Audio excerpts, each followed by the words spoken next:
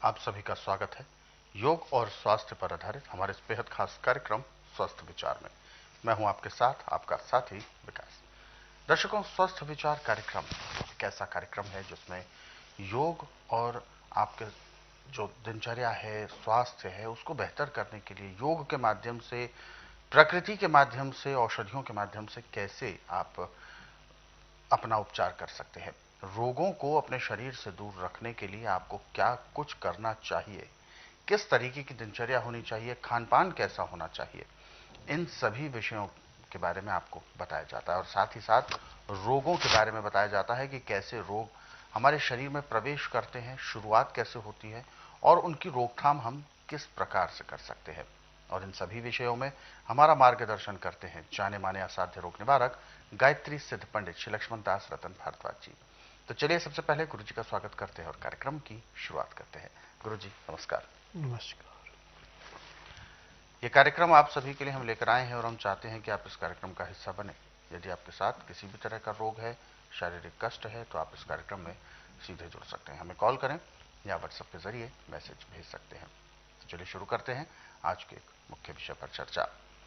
गुरु जी, आज के इस अंक में हम एक ऐसे रोग के बारे में बात कर रहे हैं जो जब हो जाता है तो कई मायनों में तो देखा जाता है, कई केसेस में, कि वह रोग लाइलाज माना जाता है, जैसे कि जलोदर।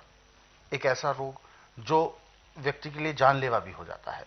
पेट में पानी भरना, पेट फूलना और फिर धीरे धीरे बाकी के अंग जो होते हैं शरीर के वो खराब होने लगते हैं। क्या कहते हैं आप, क्या होता है जलोदर, शुरुआत कैसे होती है और ये बढ़ता क्यों है? देखिए, जलोदर होने का मुख्य कारण आपका जीभ का चरफरापन। अच्छा। जब आप मैदे की चीज़ें, तली हुई चीज़ें जरूरत से ज़्यादा खाते हैं तो लीवर उसको पचाता नहीं। जब लीवर पचाएगा नहीं तो पैंक्री इंसुलिन नहीं बनाएगी। अब खाया पिया आपका पेट में सड़ेगा, जाके पचेगा नहीं, सड़ेगा। अब उससे जो तेजाब बनेगा सड़ करके वो पित्ते में बढ़ जाएगा। अब उसका कचरा जाके हमारे गुर्दे पे ऐसे बैठेगा जैसे खड़े पानी पे काई जमती है। अब गुर्दा वहां से उसको साफ नहीं करेगा पूरा। अब ना आपको टट्टी आएगी ना पेशाब आएगा, पेट में पानी भरना शुरू हो जाएगा और पेट फूलता जाएगा। मेडिकल में तो सिरिंजों से सुई लगा के उस पानी को निकालते हैं, रोगी का बहुत बुरा हाल होता है और रोग दिन दुगने रात चौगुनी बढ़ता है। परंतु मेरे पास जो उपचार है, ना तो मैं रोगी से पूछता हूँ, ना टेस्ट रिपोर्ट मांगता हूँ, ना मशीनों से टेस्ट करवाता हूँ, ना रोगी के परिवार की हिस्ट्री पूछता हूँ। मैं नाड़ी वैद हूँ। नाड़ी में पैर के तलुए से सिर के बाल तक जो भी कमी मिलती है, जिसको MRI, CT scan, X ray, ultrasound, ECG, sonography, वो 5 सेकंड में बता देता हूँ कि भाई इस हिस्से में यह है और इतना पुराना है। और मुझे 10,000 जड़ी बूटियों की पहचान है जिनसे मैं इलाज करता हूँ। और मेरी अपनी फार्मेसी दवाइयाँ बनाने की, ये दवाइयाँ रजिस्टर्ड है, पेटेंट है, इनका साइड इफेक्ट कोई नहीं है। कैंसर की दवाई, किडनी की दवाई और पांडु रोग की दवाई है, पांडु रोग बोलती है इसको, ये पेटेंट है। बाकी दवाइयाँ रजिस्टर्ड है। जिस दिन पांडु रोग का रोगी मेरे पास आता है, उसी दिन उसको 20% आराम तो परमानेंट मिल जाता है। 15 दिन की दवाई में उसको 50 से 60% आराम मिलता है। 1 महीने में रोग समाप्त होता है, दवाइयाँ बंद हो जाती है। मेरे आश्रम की दवाई सारी उम्र नहीं खानी पड़ती। तभी मैं हर एक से कहता हूँ कि आंधे को दिखाना, बहरे को सुनाना, गूंगे से बुलाना, बांस से संतान उत्पत्ति करवाना, न मर्द को मर्द बनाना, अनहोनी को होनी करके दिखाना, जिसका उपचार कहीं नहीं उसका उपचार मेरे पास है। तब मैं इस बात को कहता हूं। आज हिंदुस्तान छोड़ के मेरी पूरे संसार में इस बात की चर्चा है कि जिसका इलाज कहीं नहीं, उसका इलाज स्वास्थ्य विचार में है। और आज मेरे पास पूरे संसार से रोगी आ रहे हैं। जिनको हिंदी समझ में आती है वो आपके अपना उपचार करा रहे हैं। अब दावे से मैं कह रहा हूं कि चाहे आप एलोपैथी में जाएं, चाहे आयुर्वेद में, चाहे यूनानी में, चाहे होम्योपैथी में, नेचुरिस्टिका में, हम इन डॉक्टरों को दोष नहीं दे सकते। ये दोष उन फार्मेसियों का जो दवाइयां बनाते हैं। जब दवाई में नुस्खा ही पूरा नहीं है तो रोग कहां से कटेगा? और मेरे पास पूरा नुस्खा है। टेम्परेरी रिलीफ के लिए जिसके पेट में पानी भरता है उसके लिए है कि लीचियां 10 ले ले रोज, और उनको परंगी हुई ना हो, पकी हुई होनी चाहिए। अच्छा। उसको अंदर से निकाल के फिर उसका जूस निकाल लो। 10 का जूस अभी पी लिया आपने, 10 का जूस आप 3 घंटे बाद फिर पियो, 10 का 3 घंटे बाद फिर पियो। 5 खुराकें आप एक दिन में लो। आपको पेशाब खुल के आना शुरू होगा, टट्टी खुल के आना शुरू होगी, आपका पांडु रोग नॉर्मल आना शुरू हो जाएगा। परंतु टेम्परेरी रिलीफ है। अभी आपका लीवर काम नहीं कर रहा है। पूरा लीवर काम तभी करूंगा जब मैं नाड़ी परीक्षण करूंगा। और जो मेरे पास आएगा उसको लीची खाने की जरूरत नहीं है, तो मेरी दवाइयों से ठीक होता है। अच्छा। और ऐसे में गुरुजी, ये जो लीची का आपने बताया है, हालांकि ये तो एक मौसम का फल है, और ऐसे में लीची क्योंकि मौसम का एक फल है तो इस वजह से एक मौसम में ही पर्टिकुलर मिलता है। वैसे लीवर जिनका खराब नहीं भी है उनको बस ये चाहिए कि ये स्वस्थ रहे, तो इसके लिए क्या कुछ ऐसी अनमोल चीजें हैं जिनको वो 12 महीने सेवन करता रहे? यदि ताजा खाना 12 बजे से पहले पहले खा ले जी। और खाना खाते समय 2 गिलास गर्म पानी में लहसुन प्याज अदरक का रस मिला के पी ले, तो जब तक उनके शरीर के अंदर सांस है तब तक उसको किसी डॉक्टर हकीम की जरूरत है नहीं कि न कोई रोग होना। लहसुन प्याज अदरक पैर के तलुए से सिर के बाल तक का हर एक रोग का निवारण ऐसे करता है जैसे मां के गर्भ में बच्चे की रक्षा होती है। लीवर से काम कराना, खून को साफ रखना, पाचन शक्ति को बढ़ाना, पैंक्रियास से इंसुलिन बनाना, पित्ते के तेजाब को नॉर्मल रखना, ये सब लहसुन प्याज अदरक का काम है। इसका नाम मैंने त्रिवेणी रखा हुआ है।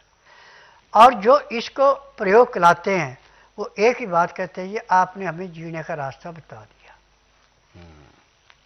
तो बिल्कुल दर्शकों, ये तो वास्तव में ऐसी चीजें हैं जो हमें सदैव अपने दिनचर्या में शामिल रखनी चाहिए, क्योंकि हमारी दिनचर्या में यदि हम सावधानी रखें तो यकीन माने किसी भी तरह का कोई रोग होगा ही नहीं।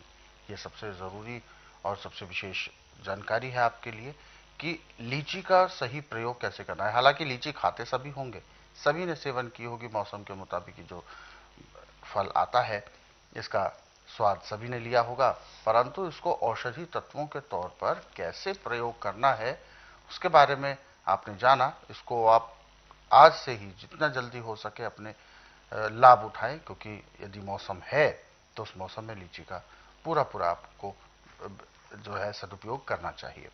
ऐसे और भी बहुत सारे नुस्खे हैं, बहुत सारे उपचार हैं। यदि आप इनको पढ़ना चाहते हैं, समझना चाहते हैं तो स्वस्थ विचार पुस्तकों के जरिए पढ़ सकते हैं। इन पुस्तकों को आप कोरियर या डाक के माध्यम से अपने घर पर मंगवा सकते हैं। ये पुस्तकें आप रोजाना 10 से 15 मिनट भी पढ़ते हैं तो ये समझें कि एक वैद 24 घंटे आपके साथ आपके घर में उपलब्ध है इन पुस्तकों के रूप में। मंगवाने के लिए आपको कॉल करना है। सुबह 10 बजे से शाम 5 बजे के बीच में कॉल करने का समय है। नंबर आपकी टीवी स्क्रीन पर है। और यदि आप इस कार्यक्रम से अभी जुड़ना चाहते हैं तो बिल्कुल भी देर ना करें, हमें कॉल करें या व्हाट्सएप के जरिए मैसेज भेज सकते हैं। व्हाट्सएप मैसेज में आपको लिखना है अपना नाम, उम्र, कहां से बात कर रहे हैं और पूरा सवाल। तो चलिए आगे बढ़ते हैं और जो व्हाट्सएप मैसेजेस हमें दर्शकों ने भेजे हैं उनको भी हम इस कार्यक्रम में जरूर शामिल करेंगे। और एक पहला व्हाट्सएप मैसेज हमें भेजा है, पिंकी जी हैं और दिल्ली से ही बात कर रही हैं। इनका सवाल है, हथेली में और पैरों के तलवों में इनको पसीना बहुत ज्यादा आता है और ये सर्दियों में भी ऐसा होता है, और चूंकि जब चप्पल पहनते हैं, जूते पहनते हैं, उसमें बहुत पसीना हो जाता है। उम्र इन्होंने बताई है 29 वर्ष। देखिए, आपका खान पान सही नहीं है, आपका पित्त बढ़ा हुआ जिसका ये कारण है। मैं नाड़ी वैद्य हूँ, बिना नब्ज देखे मैं किसी को कोई नुस्खा नहीं बताता। यदि आपने इस रोग से मुक्ति पानी है तो सारा इस रोग का उपचार 15 दिन का है। आप बुधवार छोड़कर गुरुवार से लेकर मंगलवार के बीच में मेरे आश्रम में आइए। जिस दिन आना उस दिन रात्रि 10 बजे तक खा पी के दातन कूड़ा करके बड़ी इलायची मुंह में रख के चूसते रहना। सुबह जब तक मैं नाड़ी परीक्षण नहीं करूं तब तक एक बूंद भी पानी नहीं पीना, ना कुछ खाना। 9 से 10 के अंदर अपना नामकरण कराना। 10 से 12 मैं नाड़ी परीक्षण करूंगा। नाड़ी परीक्षण में पैर के तलुए से सिर के बाल तक की MRI, CT scan, X ray, ultrasound, ECG, sonography सब कुछ 5 सेकंड में। फिर उसके बाद दवाइयाँ खाने की हैं, पीने की हैं, मालिश करने के तेल हैं, आँख में, नाक में, कान में डालने के दवाइयाँ, दांत मंजन है। जब ये दवाई आप नियम से लेंगे, परहेज करेंगे, तो उस दिन तो आपको 20% आराम तो परमानेंट मिल जाएगा। 15 दिन में आपको 50 से 60% आराम मिलेगा। 1 महीने में आपका रोग हमेशा के लिए जड़ से समाप्त होगा और दवाइयाँ बंद हो जाएगी। जिंदगी में दोबारा दवाई खाने की जरूरत नहीं पड़ेगी। बिल्कुल।